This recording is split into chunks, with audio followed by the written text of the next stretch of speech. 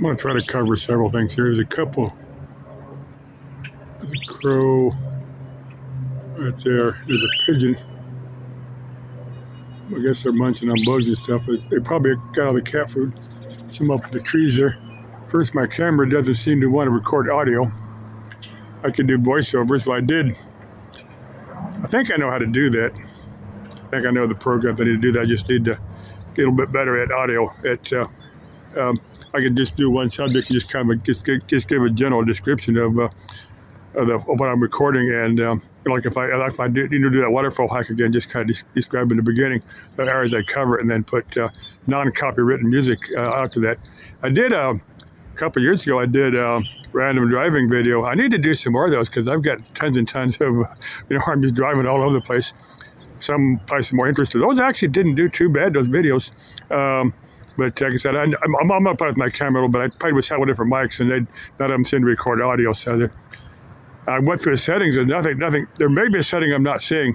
There's I lost the instructions for that camera. I could go back to there's probably instructions, the download file from the company that I bought it from. I got it off Amazon. It's as quality cameras go. It's a cheapie. I could pay like about $90 for it, but I don't know. I'll figure something on that. It rained last night, and there's drought down there, partially covered in fog.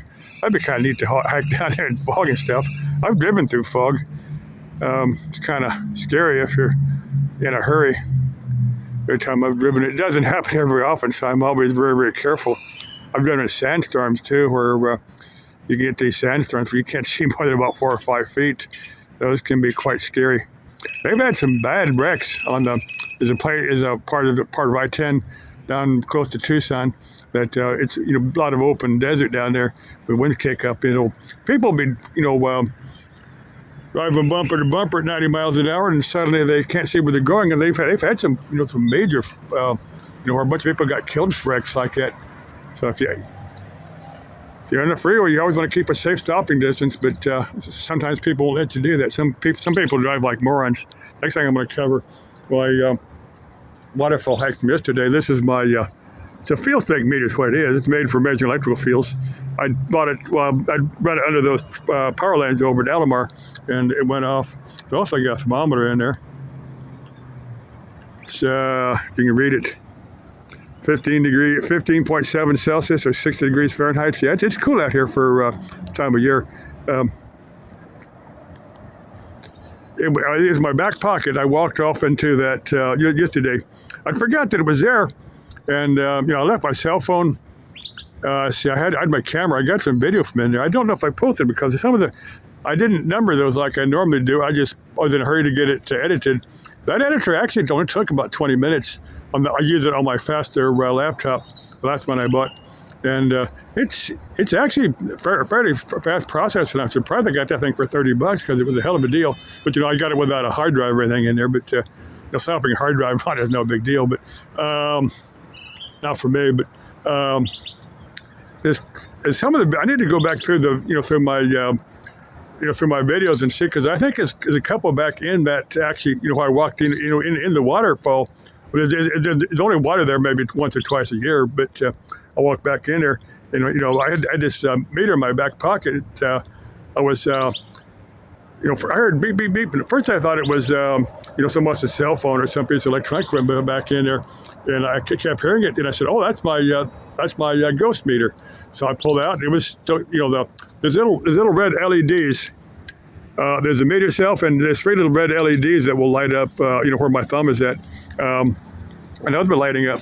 I said it was, the meter was some distance from any, electronic field and stuff. And I'm still not sure quite what was saying it off. It could have been a ghost. I'm kind of wondering if it, because it did it with my back pocket. I pulled out and looked at it. It was the lights flashed once or twice, and it quit, and it wouldn't do it again.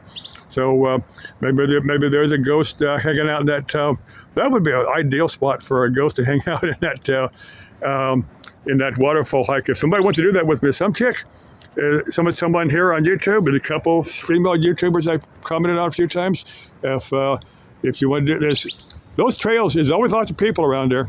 There was yesterday morning. It was, I mean, not lots, but you know, you're not going to want to do any funny business out there, you know, with little old ladies and kiddies and stuff all watching you. So it's perfectly safe to, you know, for two people that are for the most part strangers, you know, to take somebody and do a mile-long hike, and you're going to have a better idea if somebody has to do something like that. Or there's a bunch of you know, trails and hikes and all over the valley.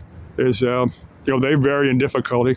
I've only hiked one, but that waterfall, like I said, I started as a kid, then turned back midway, and I got to finish it yesterday, so I fulfilled one bucket list item.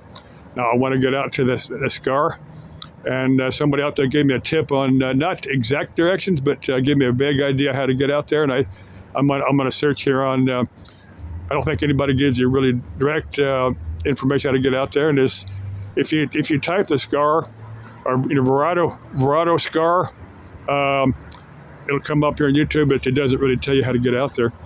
But I think I know how to get out there. But I said I want to do that and put that on. I want to figure out what's wrong with my camera first, or maybe, you know, figure out how to do voiceovers on video. I may redo that waterfall hike and try to you know, add some audio commentary. I think I know how to do that. I got to play with that editor because I've added audio, but anyway, I told my dad, I said, some chick wants to contact me. Totally platonic, unless we decide otherwise. I always say that. But we'd want to know each other before we went beyond that point. Okay, yeah. Otherwise, we'd end up ruining each other's lives. But people do that. Sometimes people have fun ruining each other's lives, and sometimes people enjoy it. Maybe I'm a masochist, I don't know. Love y'all anyway. Bye-bye.